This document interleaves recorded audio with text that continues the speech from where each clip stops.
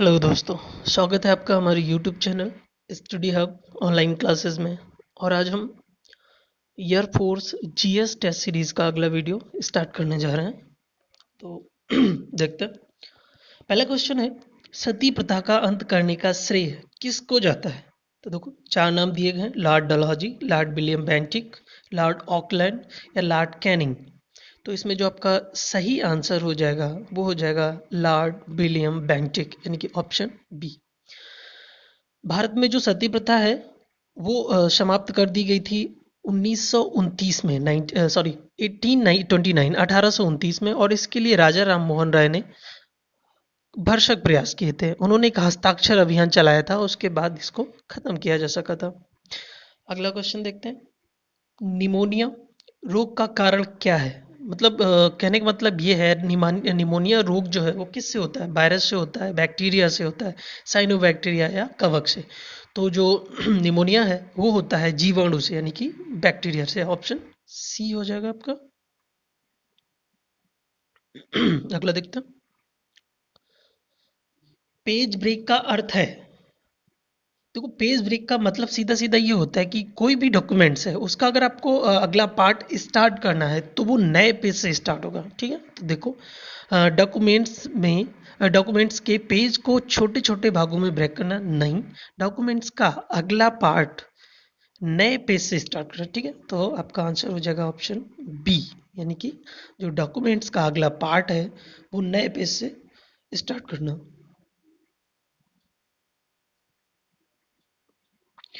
अगला क्वेश्चन देखते हैं। संसार में स्वच्छ जल की सबसे बड़ी झील का नाम बताइए। तो जो संसार में सबसे बड़ी स्वच्छ झील है वो है लेक सुपीरियर या सुपीरियर झील। तो इसमें देखो, lake Victoria, lake Michigan, lake Balkhash या लेक सुपीरियर। तो option D is right answer, यानी कि लेक सुपीरियर। और अगर पूछा जाता है दूसरी सबसे बड़ी, तो उसके बाद आपकी हो जाती है लेक विक्टोरिया।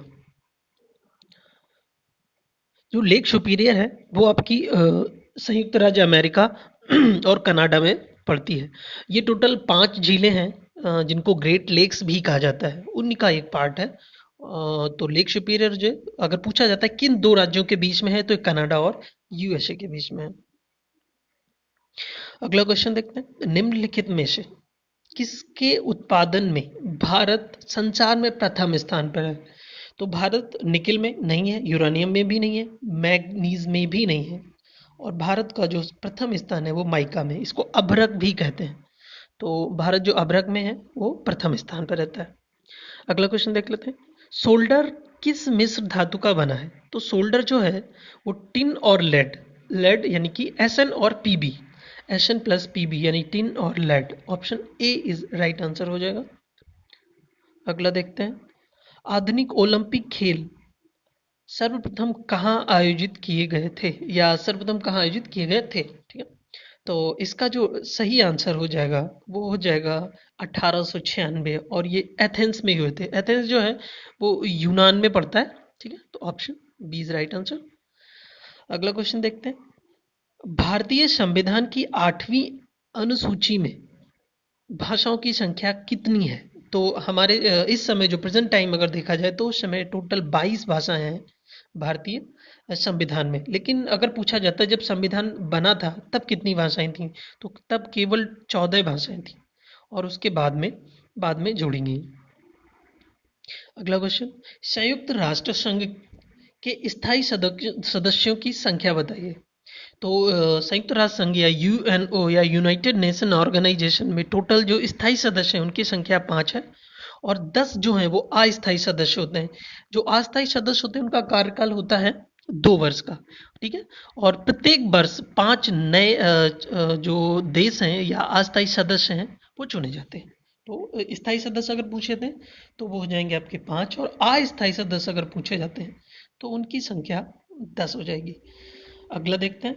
फ्लाइंग सिख के नाम से कौन प्रसिद्ध है? तो हम सभी को पता है ये कौन है, मिल्खा सिंह।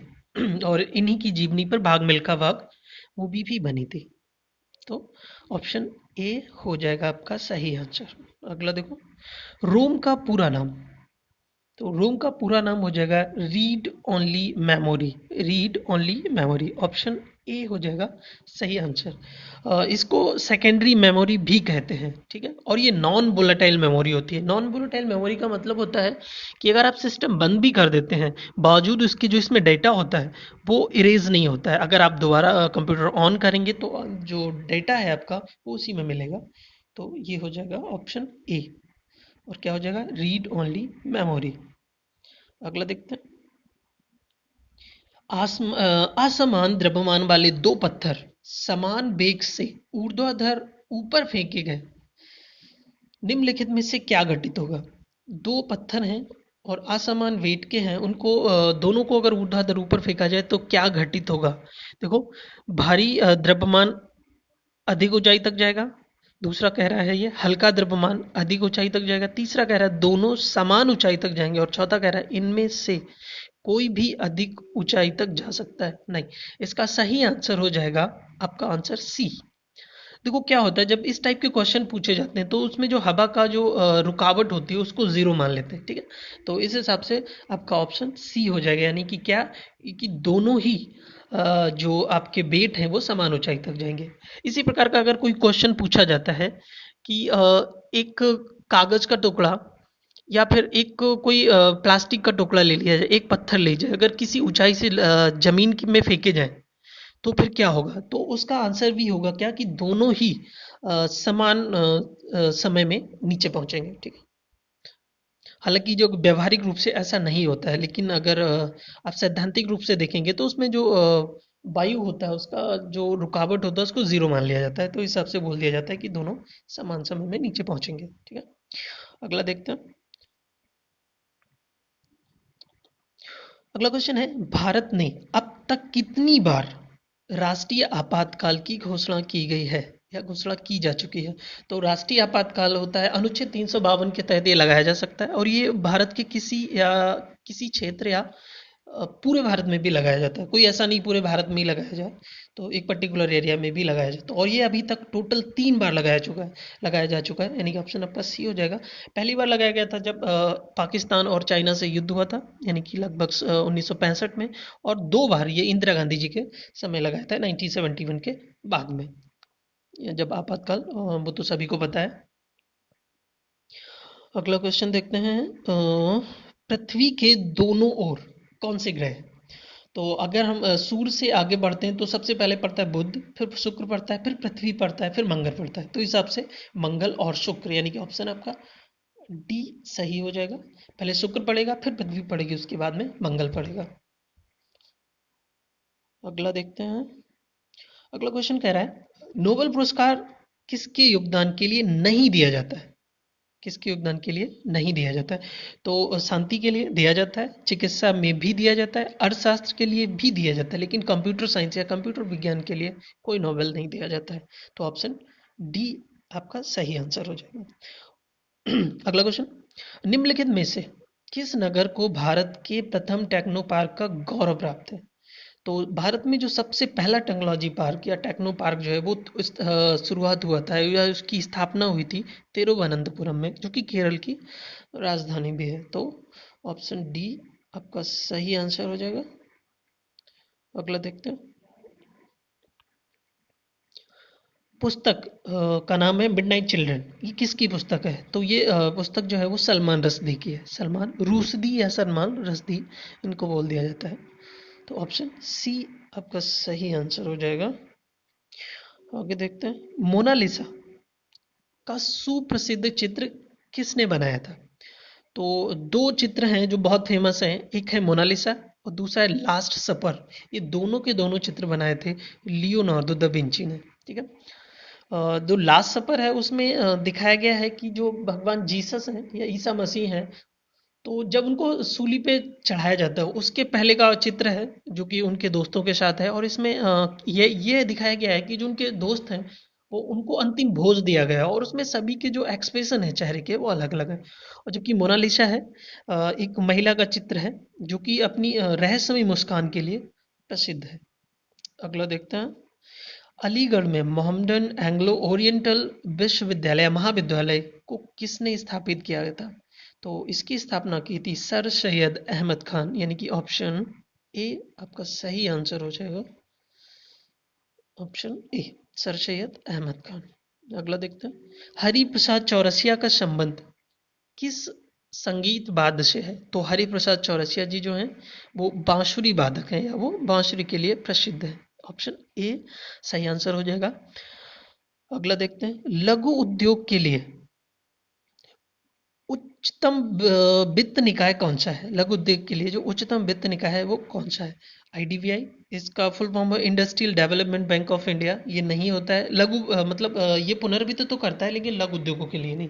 तो जो लघु उद्योग के लिए करता है वो सिडबी करता है, यानी कि ऑप्शन बी हो जाएगा। इसका जो फुल फॉर्म देखा जाए तो small industrial development bank of India, जैसा कि इसके फुल फॉर्म से ही कंफर्म हो जाता है कि जो स्मॉल इंडस्ट्रीज हैं या जो एमएसएमईज हैं उनको ये पुनर्वित्त करता है या वित्त प्रदान करता है।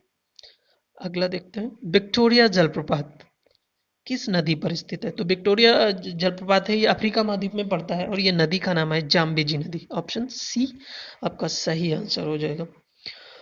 अगला क्वेश्चन है, संविधान में मौलिक कर्तव्य किस संशोधन द्वारा जोड़े गए थे? तो संविधान में या भारतीय संविधान में जो मौलिक कर्तव्य हैं वो जोड़े गए थे 42वें संविधान संशोधन 1976, 1976। ठीक है, और इसके लिए एक समिति गठित की गई थी जिसका नाम है सरदार स्वर्ण सिंह समिति। और इसमें क्या हुआ था कि अनुच्छेद 51 ए जोड़ा गया था, उसमें सारे मूल कर्तव्य जोड़े गए थे और इसके लिए भाग जो था वो 4 ए, एक नया भाग भी बनाया गया था। तो आपका आंसर हो जाएगा बी, 42वां संविधान संशोधन। अगला क्वेश्चन देखते हैं, पीतल किसकी मिश्र धातु होती है? जो पीतल जो होता है वो Zn+Cu होता है, यानी कि जस्ता और तांबा, जिंक और कॉपर, यानी ऑप्शन आपका बी इज राइट आंसर हो जाएगा, जस्ता और तांबा या Cu+Zn। ठीक, एक लास्ट क्वेश्चन, भारत में प्रतिवर्ष सेना दिवस कब मनाया जाता है? तो हमारे यहाँ सेना दिवस जो है वो मनाया जाता है 15 जनवरी को। तो option B is right answer हो जाएगा। तो ठीक है दोस्तों, आज का लेक्चर यहीं समाप्त होता है, कल मिलते हैं।